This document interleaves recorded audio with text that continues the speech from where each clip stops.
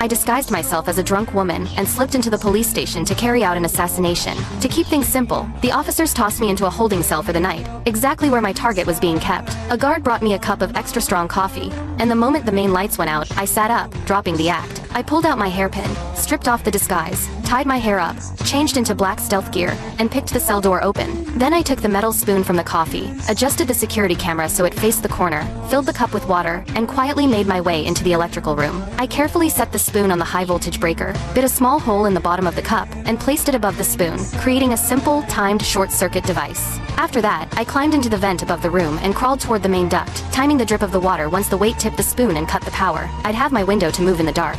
But as I was crawling between the fan blades, a guard noticed something was off, and rushed to the electrical room to restore power. If the fan started up, my head would be gone in an instant. At the last second, I made it through before the system came back online. I kept moving through the vents until I reached the area above the restroom, where a guard happened to be inside.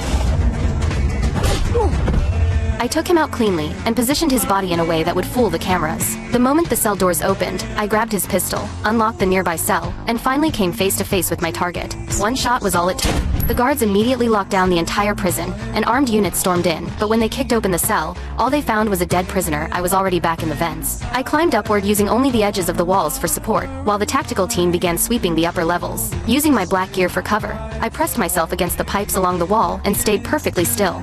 Luckily, not even their flashlights caught me. Once they moved on, I slipped back into the ventilation system, returned to my cell without a sound, and by the time the